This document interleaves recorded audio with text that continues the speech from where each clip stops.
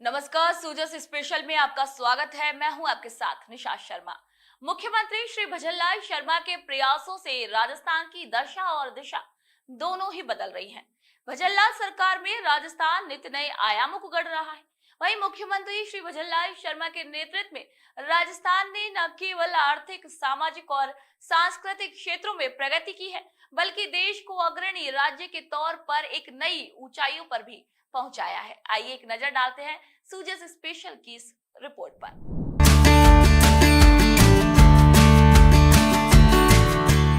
मुख्यमंत्री श्री भजनलाल शर्मा के स्वास्थ्य सेवाओं को डिजिटल करने के विजन के तहत डीग के सरकारी अस्पतालों में क्रांतिकारी बदलाव हुआ है।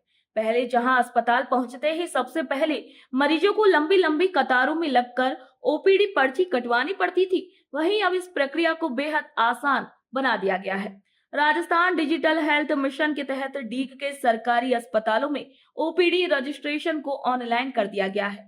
अब मरीज अपनी ओपीडी पर्ची क्यूआर कोड के माध्यम से घर बैठे या फिर अस्पताल में ही आसानी से जनरेट कर रहे हैं। ये पहल मरीजों के लिए समय की बचत कर रही है और उन्हें लंबी लाइनों में लगने की परेशानी से भी निजात दिला रही है।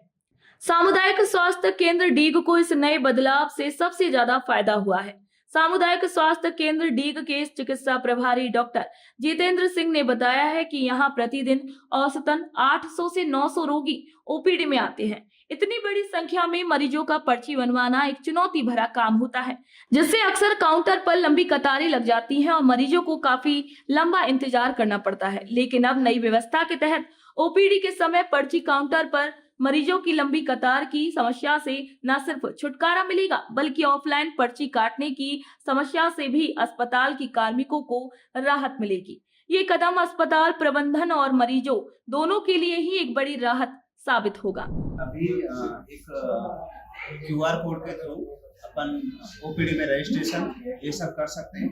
इसके लिए मरीज को अपने मोबाइल में एक आभा ऐप है या आरोग्य सेतु ऐप है या पेटीएम से भी, और ईका केयर ये भी एक ऐप है, ये अपने मोबाइल में डाउनलोड कर सकता है पेशेंट। उसके बाद उस पेशेंट यहाँ हमारे लिए, हमारी जो संस्था है उसके लिए क्यूआर कोड बनाया हुआ है, जिसको हमने अपने ओपीडी के सामने, रजिस्ट्रेशन काउंटर के सामने भी चिपकाया हुआ है।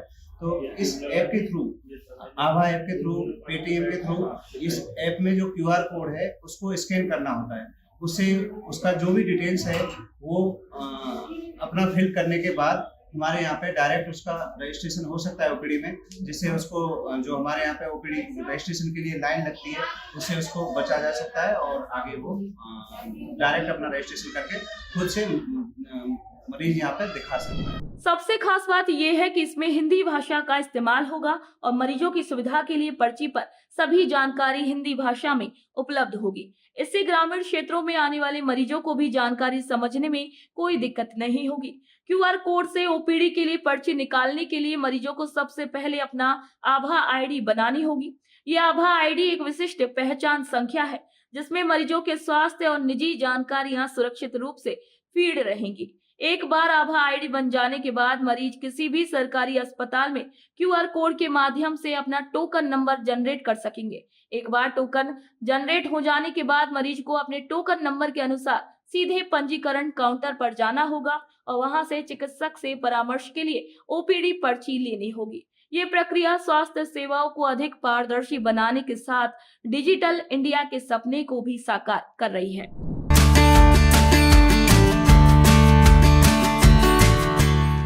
नगर क्षेत्र में गर्मी से जूझते लोगों के लिए स्वास्थ्य विभाग की ओर से किए गए इंतजामात सराहनीय हैं, लेकिन हालात अभी भी चुनौतीपूर्ण बने हुए हैं। ऐसे में ये जरूरी है कि लोग सतर्क रहें, गर्मी से बचाव के उपायों का पालन करें और किसी भी लक्षण के दिखते ही नजदीकी अस्पताल में तुरंत इलाज करवाएं। तो सूजस स्पेशल में फिलहाल इतना ही। फिर आप सभी से मुलाकात होगी नई खबर, नई जानकारी के साथ। तब तक के लिए नमस्कार।